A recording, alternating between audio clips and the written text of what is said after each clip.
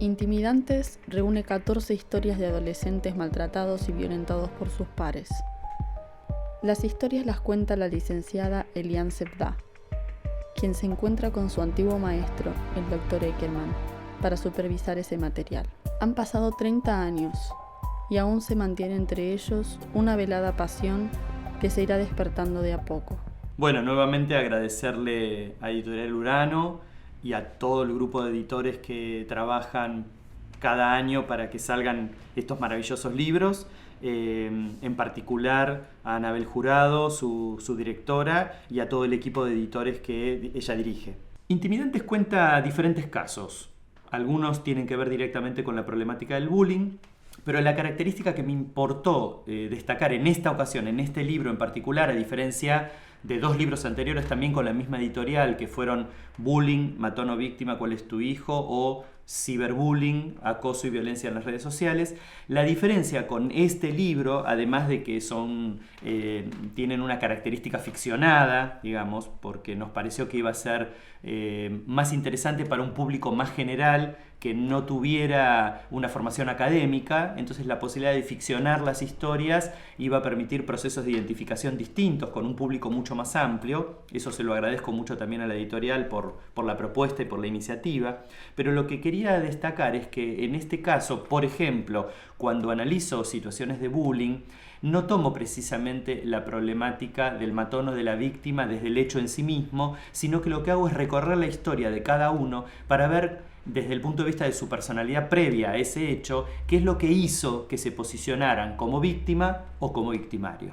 Intimidantes también me permite celebrar mis 10 años como escritor. En el 2001 yo inicié mi investigación sobre los casos de violencia en las escuelas. El caso más resonante en la Argentina tuvo que ver con la matanza en Carmen de Patagones, una localidad al sur de la provincia de Buenos Aires, y yo precisamente en el año 2004 estaba dictando mi primer seminario sobre violencia en las escuelas, y justo coincidió con que la primer clase yo la dicté el 28 de septiembre de ese año, justo el día que ocurrió la matanza de Carmen de Patagones. Yo me la paso viajando por el interior del país y muchas veces coincide que inicio mis charlas o dicto conferencias o estoy iniciando un ciclo de charlas para padres o para docentes y me dicen del público o alguien me llama la atención respecto de uy, qué casualidad, justo usted está hablando sobre esto y ocurrió un hecho de violencia en una escuela o alguna situación que aparece en la prensa local sobre alguna situación de sometimiento, de maltrato, de abuso. Y claro, llega un momento que uno dice, bueno, ya no es una casualidad, evidentemente estamos en una época en donde la violencia ha tenido una escalada geométrica y que evidentemente hay un montón de cuestiones y de parámetros que no se han podido modificar y no se han podido cambiar dentro de las organizaciones escolares ni dentro de la organización familiar. Dice el padre de Paula: había soñado toda la vida con ese momento y me lo arruinaron. Y entonces yo le pregunté ¿a qué se refiere? Se corrió el telón para que ambos pudiéramos ingresar al recinto donde todos los invitados del cumpleaños de 15 aguardaban. Yo estaba muy nervioso, tomado del brazo de mi hija. En ese momento, un muchacho se acercó corriendo hasta nosotros. La idea era bailar con mi hija el tradicional vals antes de comenzar con los abrazos y las felicitaciones. Pero este muchacho se precipitó con un balde en las manos. Creo que era una frapera, de esas que se utilizan para enfriar las bebidas. Mi hija comenzó a gritar porque lo reconoció enseguida. El muchacho le arrojó el contenido del balde sobre el vestido blanco de gasa. Paula quedó empapada en una tinta negra nauseabunda y con una crisis de nervios imparable. Por supuesto, el libro recorre otros casos también de sometimiento, donde quizá el origen tiene que ver en algún caso, con el fallecimiento de miembros de la familia primaria, de un niño muy pequeño, que esto lo condiciona de una manera muy terrible y genera que su conducta y su actitud irascible se vean reflejadas en el contexto de lo que es su socialización dentro de las organizaciones escolares.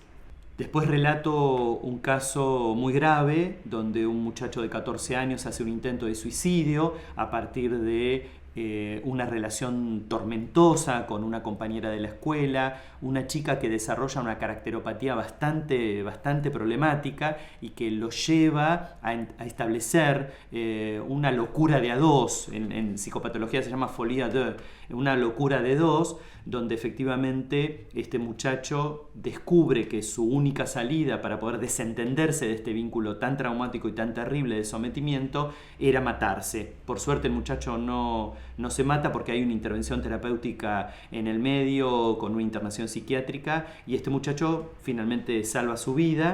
Y bueno, fue un caso que atendí hace muchísimos años y que tuvo, digamos, un buen desenlace.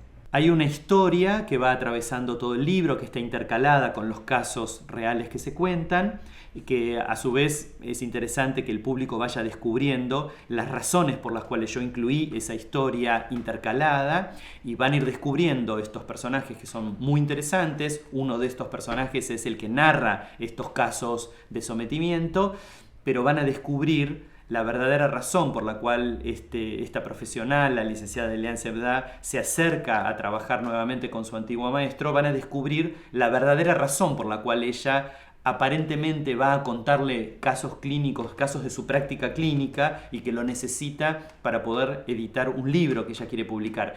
En el relato que ustedes van a ir descubriendo, se va a poder develar la verdadera razón por la cual Eliane Sebda vuelve a ver a su maestro, y que nos permite un desenlace que les puedo asegurar los va a sorprender.